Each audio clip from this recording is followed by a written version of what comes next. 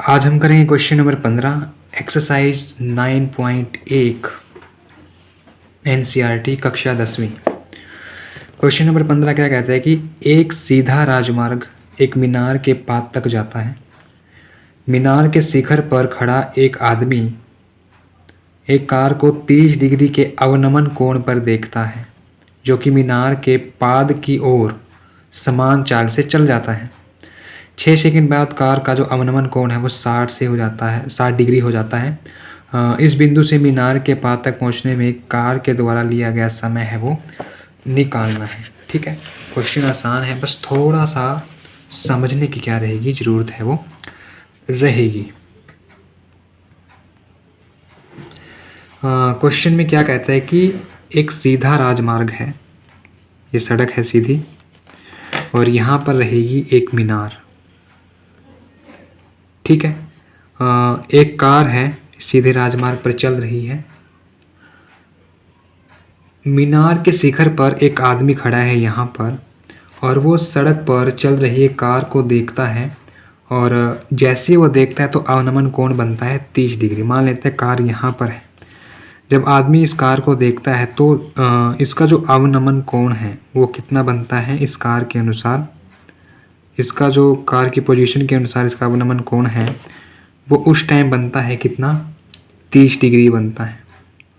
तो अगर अवनमन कोण यहाँ पर 30 डिग्री है तो ऑटोमेटिकली यहाँ पर जो उन्नयन कोण है वो कितना हो जाएगा, 30 डिग्री। 6 सेकंड बाद जो कार का अवनमन कोण हो जाता है 60 डिग्री, यानी 6 सेकंड बाद कार यहाँ से यहाँ तक की दूरी है वो तय कर लेती है। तब यहाँ का जो अवनमन कोण है वो चेंज हो जाता है, अवनमन कोण है वो चेंज हो जाता है, यानी यहाँ से लेकर यहाँ तक का जो कोण है वो बनता है 60 डिग्री। तो ऑटोमेटिकली यहाँ तक का जो कोण है वो भी कितना होगा, 60 डिग्री होगा। ठीक है, तो यहाँ से यहाँ तक की दूरी कितनी है, 6 सेकंड में दूरी कवर करी है। तो इस बिंदु से मीनार के पाद तक पहुँचने में कार द्वारा लिया गया समय निकालना, यानी यहाँ से लेकर यहाँ तक पहुँचने में, मीनार का पाद बिंदु यही है नहीं, तो यहाँ से लेकर यहाँ तक पहुँचने में जो कार समय लेगी वो हमें क्या करना है, फाइंड आउट करना है। तो इसको मान लेते हैं वो कितना है, x, यानी यहाँ से लेकर यहाँ तक की जो दूरी है वो x मान लेते हैं। अगर हमने दूरी फाइंड आउट कर दी तो ऑटोमेटिकली हम समय है वो निकाल सकते हैं। तो नाम दे देंगे भाई, इसको नाम दे देंगे A, इसको दे देंगे B, इसको दे देंगे C और इसको दे देंगे D बिंदु। उसके बाद क्वेश्चन पर आ जाइए। डायग्राम हमारा हो चुका है। हमें गिवन क्या क्या है, हमें गिवन है वो क्या क्या है दिया है। हमें दिया हुआ है, एक तो उन्नयन कोण हमें दिए हुए हैं, एक तो कितना है 30 डिग्री, एक कितना है 60 डिग्री। इसके अलावा समय दिया हुआ है जो कार ने D से C तक पहुंचने में लिया है। तो कार द्वारा लिया गया समय, कार द्वारा D से C तक लिया गया समय दिया हुआ है। कितना दिया हुआ है, 6 सेकंड दिया हुआ है। ठीक है, माना C से A तक की दूरी वो हमने कितनी मान ली, वो हमने x मान ली। ठीक है, वो हमने क्या मान ली है, वो x है वो मान ली है। ठीक है, और आइए आगे करते हैं। त्रिभुज देखते हैं कौन सी बनती है। त्रिभुज हमारी बनेगी ABC, त्रिभुज हमारी बनेगी ABC।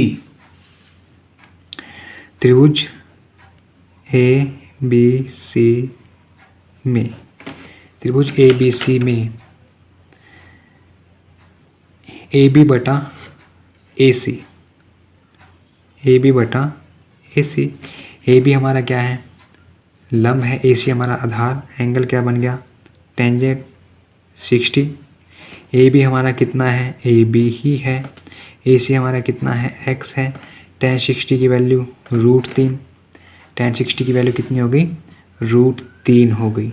ठीक है, तो यहाँ से हमारे जो ए बी की वैल्यू है वो निकल जाएगी, तो ए बी बराबर एक्स √3 है वो हो जाएगा। ए बी बराबर क्या हो जाएगा, एक्स √3। उसके बाद त्रिभुज लेंगे, कौन सी, त्रिभुज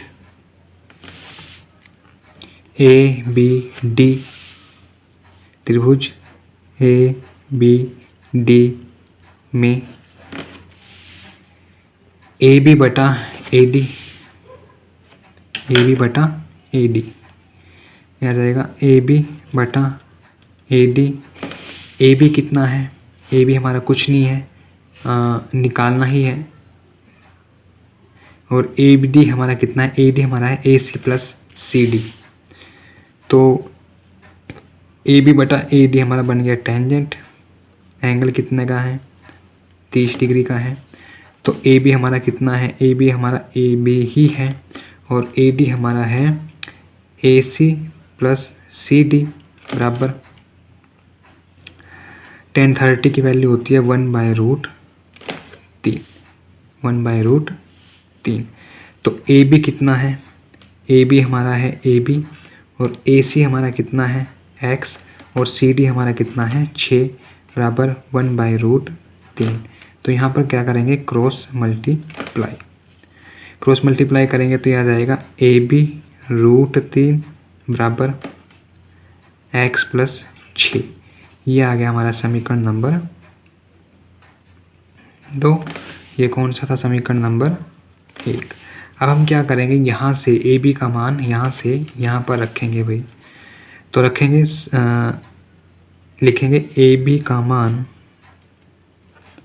समीकरण 2 में रखने पर,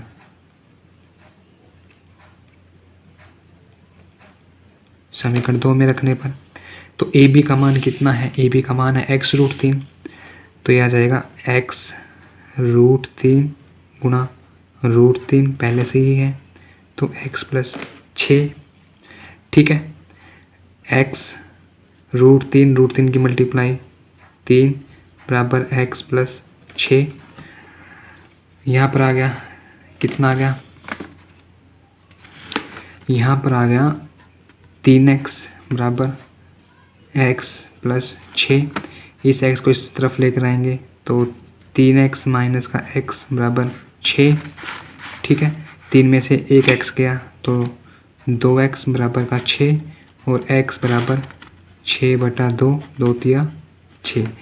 तो x का मान कितना आ गया हमारा, x का मान आ गया हमारा 3। तो x की वैल्यू हमारी कितनी आई है, वो आई है 3। यानी यहाँ से लेकर यहाँ तक जो कार है उसने कितना टाइम लिया है, 3 सेकंड है वो लिए हैं। क्योंकि यहाँ पर ये जो 6 सेकंड दिया हुआ है ये हमारा टाइम दिया हुआ है, तो ऑटोमेटिकली यहाँ पर भी जो चीज़ हम निकालेंगे वो दूरी नहीं होगी, वो हमारा क्या होगा, टाइम होगा। तो कार है वो क्या करेगी, सी से ए तक पहुँचने में 3 सेकंड का टाइम है वो लेगी। आइए करते हैं क्वेश्चन नंबर 16।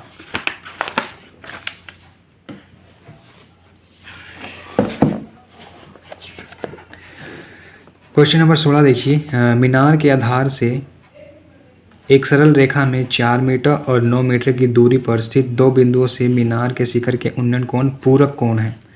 सिद्ध कीजिए कि मीनार की ऊंचाई है वो 6 मीटर है वो होगी।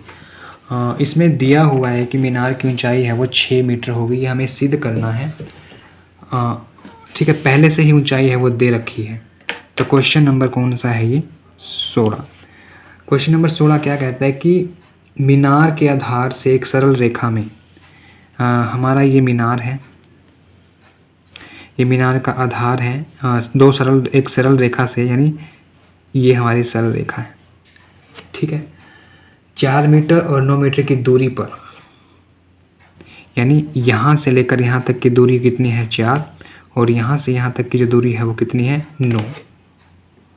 2 बिंदुओं से मीनार के शिखर के उन्नयन कोण पूरक कोण है, यानी यहाँ से लेकर यहाँ तक का जो कोण है, यानी जो शिखर का जो कोण है मीनार के शिखर से और इस बिंदु का जो कोण है ये, और यहाँ से लेकर यहाँ तक का जो कोण बनेगा यानी ये कोण, दोनों जो कोण है वो क्या होंगे, पूरक कोण होंगे। तो मैं आपको बता दूँ पूरक कोण कौन से होते हैं। पूरक कोण कौन से होते हैं, पूरक कोण वे होते हैं जिनका जो जोड़ है वो कितना होता है, 90 डिग्री के बराबर होता है। तो इस एंगल को हम मान लेंगे थीटा और इस एंगल को मानेंगे 90 माइनस थीटा, क्योंकि अगर हम इस एंगल की जो भी वैल्यू होगी उसको 90 में से क्या कर देंगे माइनस, और उन एंगल को अगर हम जोड़ेंगे उनका सम कितना होगा, 90 डिग्री होगा। तो पूरक कोण कौन से होते हैं जिनका सम क्या होता है, जिनका जोड़ क्या होता है, 90 डिग्री है वो होता है। नाम दे देंगे ए बी सी और डी। ठीक है, आइए करते हैं क्वेश्चन नंबर 16। तो सबसे पहले हमें गिवन क्या क्या है।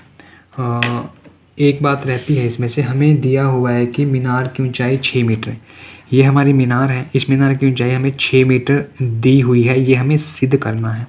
तो हम मान लेंगे इसकी जो ऊंचाई है वो कितनी है, वो है h मीटर। कितनी है, h मीटर। तो सबसे पहले हमें गिवन क्या है, दिया है, हमें दिया हुआ है मीनार की ऊंचाई। एक तो हमें मीनार की ऊंचाई दे रखी है पहले से ही, जो हमें सिद्ध करनी है कितनी है, वो हमें दी हुई है 6 मीटर। 6 मीटर दे रखी है।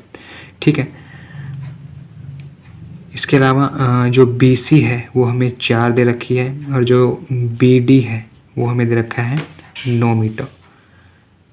ठीक है, आगे देखिए, लिखेंगे त्रिभुज ABC में, ABC में, त्रिभुज ABC में, तो AB बटा BC, AB बटा BC। AB क्या है हमारा लंब, BC क्या है आधार, एंगल कौन सा हो गया, टेंजेंट, एंगल कितना है, थीटा है।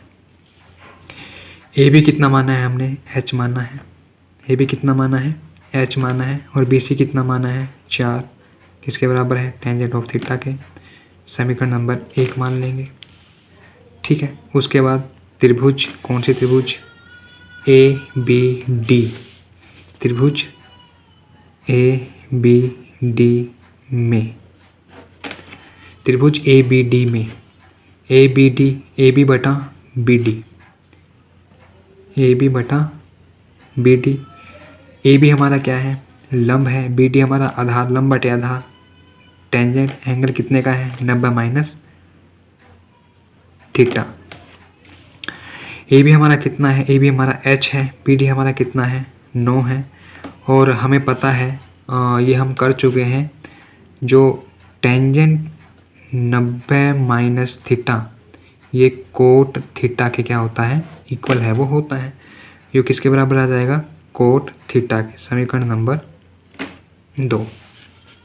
ठीक है, अब लिखेंगे समीकरण 1 व समीकरण 2 की गुणा करने पर, लिखेंगे समीकरण 1 व 2 की गुणा करने पर। समीकरण 1 क्या है हमारा, ये है, समीकरण 2 ये है। तो जो बायां पक्ष है उसकी गुणा बाएं पक्ष के साथ, जो दायां पक्ष है उसकी गुणा दाएं पक्ष के साथ। तो h बटे 4 गुणा h बटा 9 बराबर टेंजेंट ऑफ थीटा गुणा कोट ऑफ थीटा।